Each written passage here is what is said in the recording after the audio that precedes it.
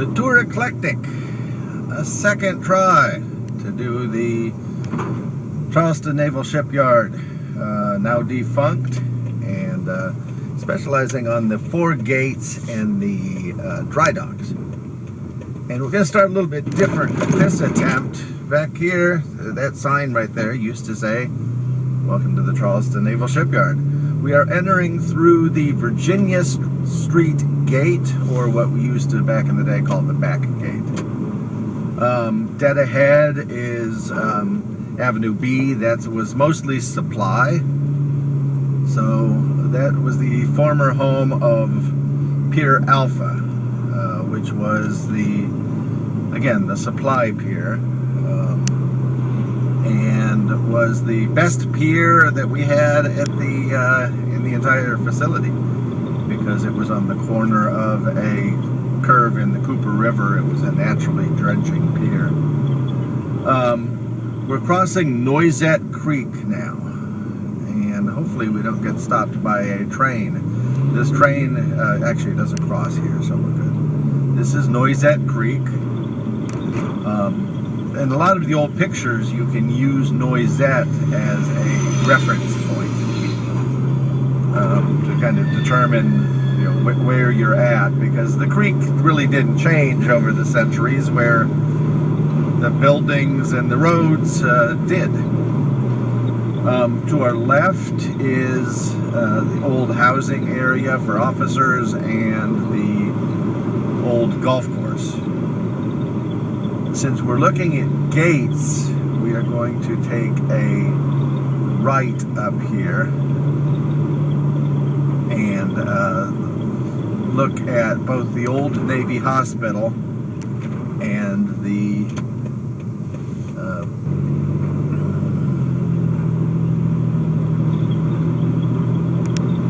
so this building here immediately to the right used to be the old nurses' barracks. And this building also here to the right, and I'm going to put a couple pictures up of the original way it looked, is the old Charleston Naval Hospital.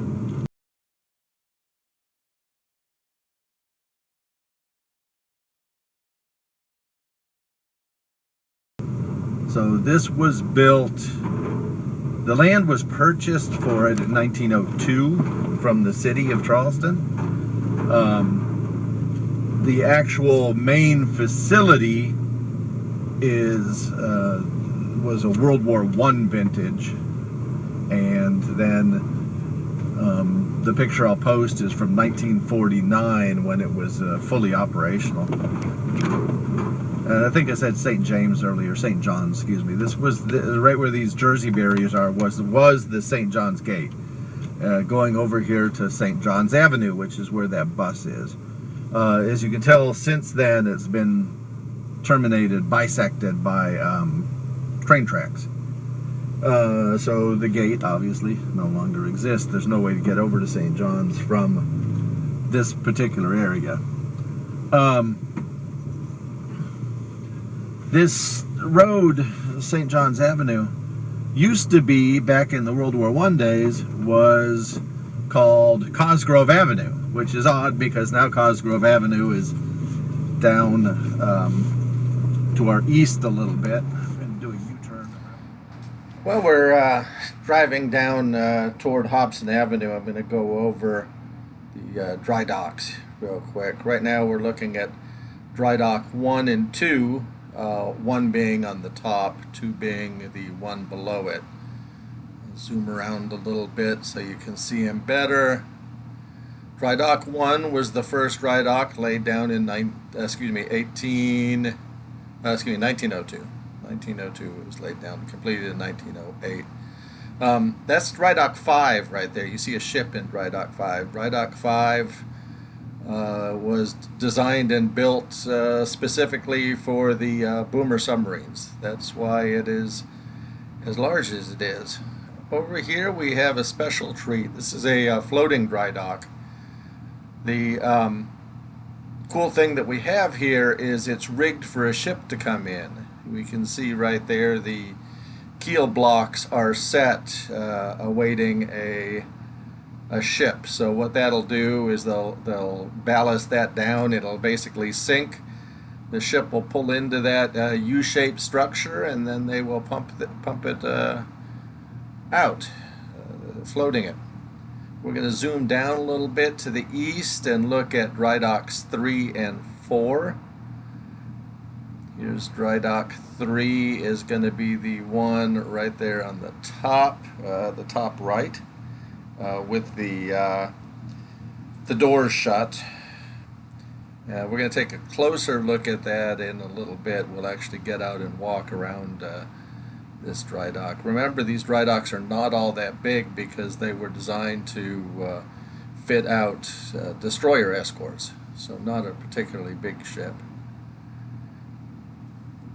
And we'll zoom around and look at the dry docks from a couple different angles. We see that the door is off of dry dock 4 over there, and it is sealed on dry dock 3.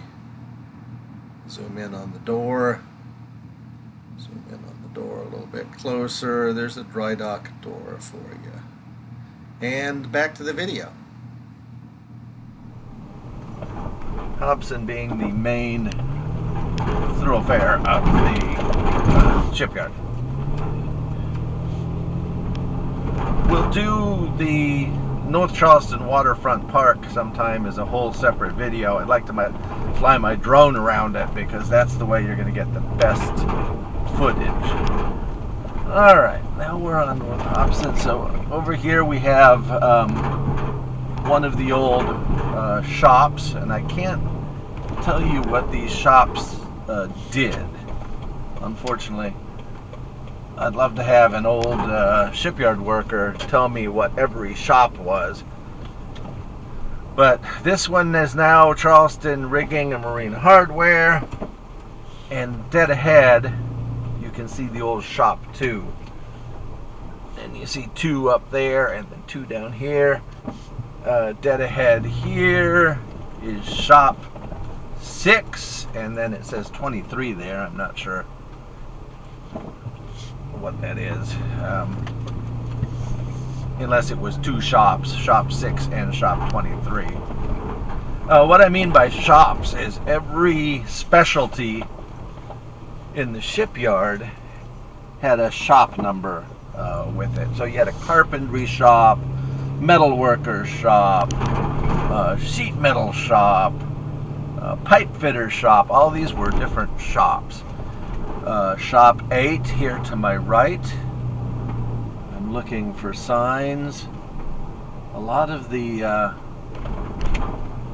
them had very intricate signs. Shop 64, shop 94, and shop 5 off there to my left. This red light I'm coming up to, actually, you know what, I'll turn down it and then we'll do a loop around on McMillan. This was the McMillan gate. So this was the main gate of the shipyard, right up here. As you can guess, when the shipyard went defunct, the gate no longer exists. And I told you we're just going to do a loop around Noisette. So that building right there to our right on McMillan, I'll try to zoom in on the GPS, was the last building constructed, to my knowledge, before the shipyard closed in '97. I don't think we can get through there. Oh, yes, we can. Oh, it's beautiful. Yeah, so that was the last building constructed, and they knew that they were going to close the shipyard, and construction was still happening on that building. But I think since they were under contract, they kind of had to finish construction. It was one of those sad government stories where they finish construction and it never really serves the purpose that it was intended to serve. I'm going to pivot the camera hard to the left because I'm going to go slow also. I want you to see dry dock 1 and 2, which is now Denton Shipyard. So dry dock 1 and 2 are immediately over there. Over here, and I'll include a picture, is one of the oldest buildings on the base. That's the old power plant. Used to be an old steam-fired power plant. Matter of fact, you can see one of the old pieces of machinery from the turbine.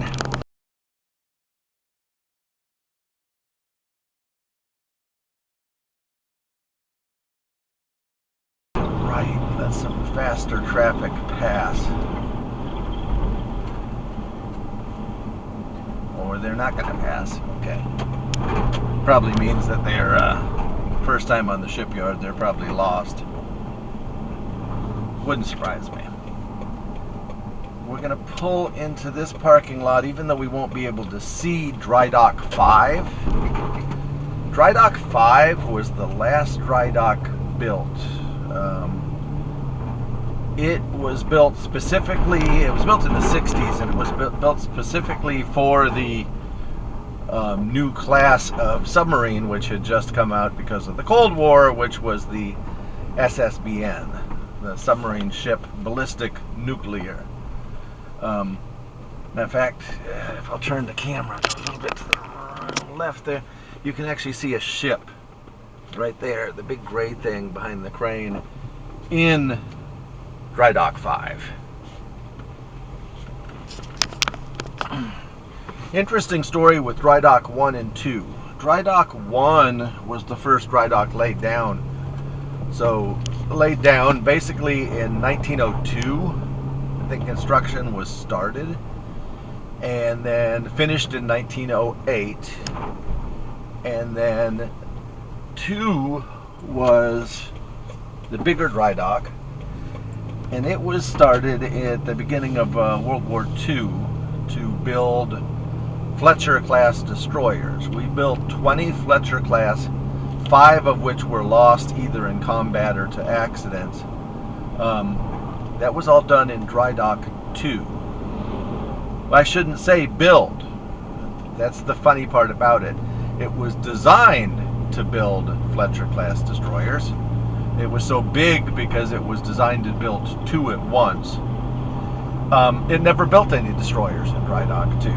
They were so busy with ship repair that they never had an opportunity to actually do what it was designed for, building destroyers.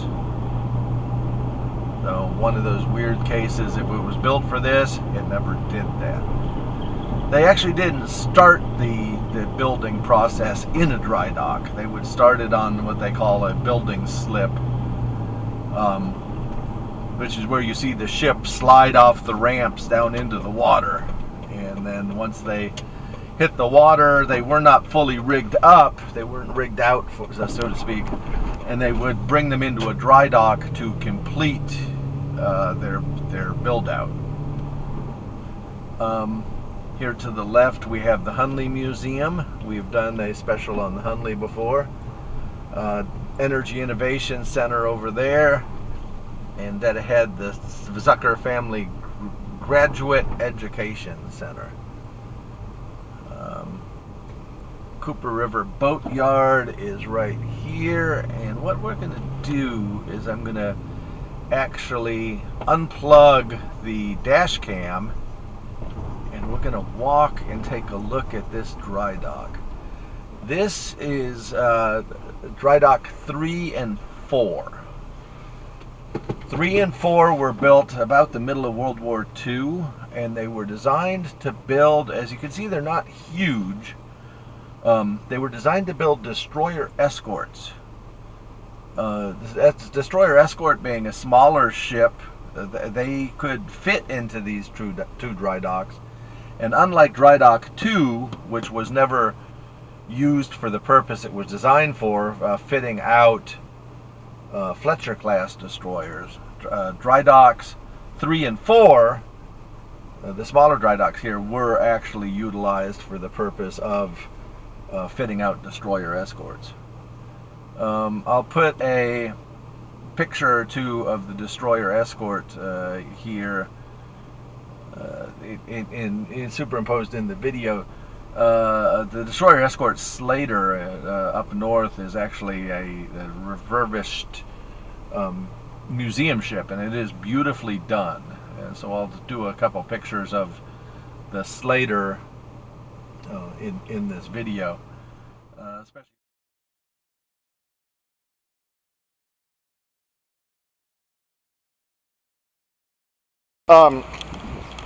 So here is a dry dock. This is, to the best of my knowledge, dry dock 3, because other than dry dock 5, they go in order. So as you see, the dry dock now is filled. These dry docks, by the way, 3 and 4 are not active dry docks because they are not owned by Denton Shipyard. As a matter of fact, when I contacted a a former employee of Denton's, he did not really know the history of these 2 docks. So up here you see those big wooden doors we were speaking of. The doors either swing out or they are tugboated out under the propulsion of a tugboat. I can't remember if these are actually mechanical doors or they have to be tugged away. I don't see a whole lot of mechanism to move them, so my guess is that these have to be moved with a tugboat. Probably one of the reasons that they're no longer used. So they would fill it up, the tugboat would take these 2 giant doors away, and the ship would be pulled into this dry dock, and then the doors would be resealed, and these big pipes that you see here rusting away now were the pump facility for the dry dock, and they would pump the water out. The ship would come to rest on the keel blocks. We saw keel blocks earlier when we looked at the floating dry dock in the Google Earth picture. So we know what keel blocks look like and how they're arranged. The workers would get in and out of the dry dock by those cement stairs that you see over there, or a set of stairs here or here. There had to be plenty of access for workers to get down. All their heavy equipment was craned in or craned down to them. As you can see, we had crane tracks here for tracked cranes that would be able to move the length of the dry dock and drop the giant pieces of steel down needed to build the ship, and also to deliver the workers down there their equipment, bigger equipment like air compressors and such. So there is a dry dock. Dry dock, let's see, this would be 3. Dry dock 4 is right over on the other side of that blue sports fisherman. It is on the property of the boatyard here, so we're not going to visit that one. It's almost identical to dry dock 3. They were built at the same time for the same purpose. Again, destroyer escorts. So there are 2 dry docks. When I get back in, I'll stay plugged into external power, and so we shouldn't lose GPS again, God willing.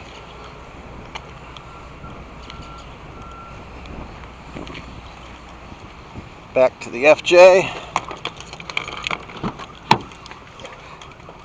and in.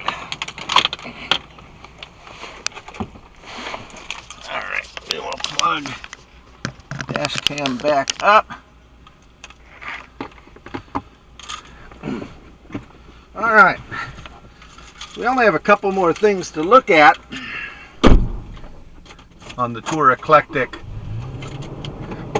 Charleston Shipyard Special, and that would be the Viaduct gate and the closed piers for the Navy base side. I'll try to find some pictures to post so you know what I mean about Navy base side and Shipyard side. Even though they were separate entities, they kind of meshed right here in this general area. What I mean by that is Hobson up here had a bunch of Navy support facilities. The chapel was right here. Starrett Hall, which was the entertainment center, and the auditorium was right here. All since long gone. I shouldn't say long. About 7-8 years ago, they started destroying them all to make room for the future of this, which I will post now, which is going to be a giant railroad switching yard. Some of the residents are concerned about additional train traffic, and rightfully so. So, right here was the boundary, if you will, between the shipyard and the Navy base. All these piers to our left now occupied by the tugboat companies, and oh, the gate is open. The tugboat companies and the Charleston Heavy Lift is the other name of that. Looks like we have a guard up here. Yeah, we have a guard. This was closed down when the Navy base closed down, and then it was purchased. I should say it was leased by our state ports authority. Our state ports authority used these piers for a while, mostly for bulk cargo coming on and off. When I say bulk, I mean stuff that wasn't palletized or in containers. So, you know, cement, that type of stuff would be unloaded here. Limestone, rock, that type of stuff. And then they obviously decided it was too expensive to keep operational, and they have since closed it. Why it was open just then, I'm not sure. I haven't seen it open for a while. Now we're passing over what they call the Viaduct gate. This is the last gate that we're going to look at, and it was one of the four to give access to the base in the shipyard.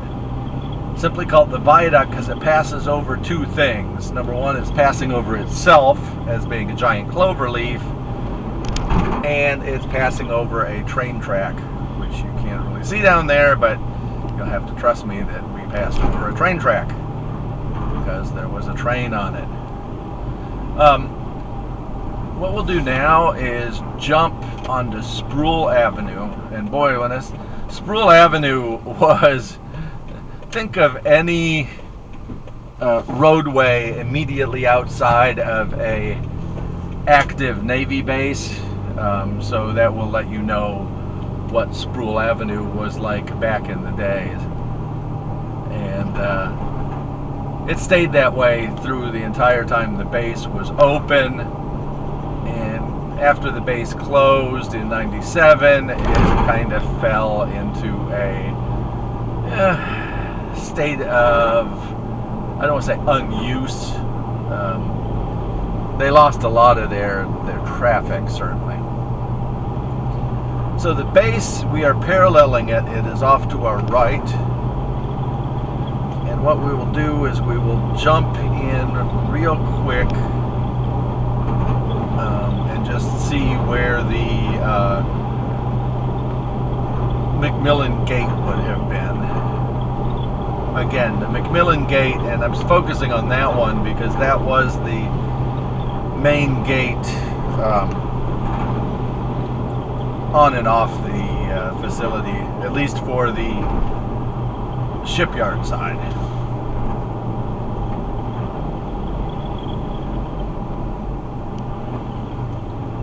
This is Reynolds Avenue here.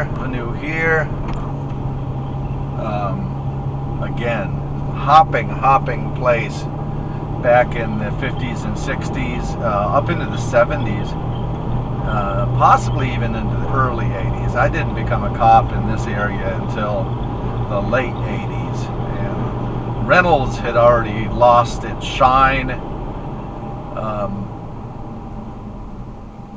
But while we're sitting here at this red light, I will pop up a Google Earth map. It'll give me a really good opportunity to point out Reynolds and the base and Sproul and some of the other landmarks here.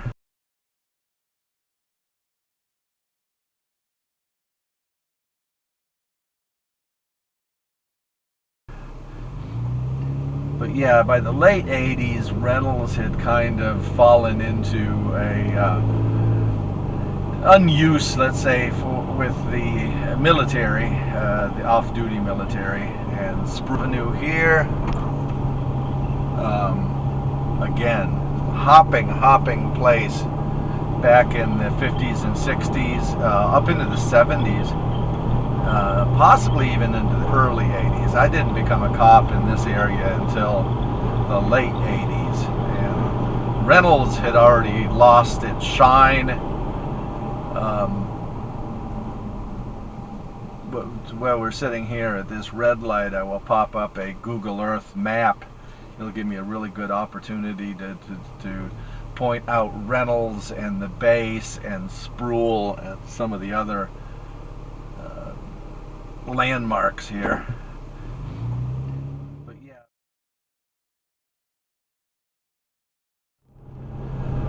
We're on McMillan Avenue, entering the Navy Shipyard.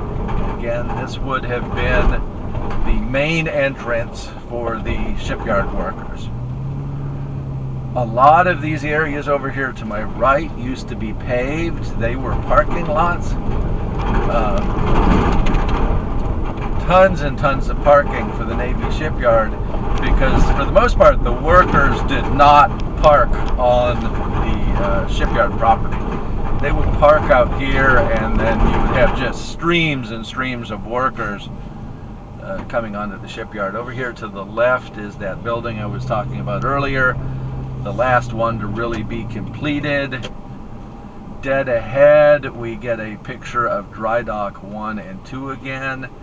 That big huge gray ship over there to the left of that crane, that would be Dry Dock 1, and then Dry Dock 2 right next to it.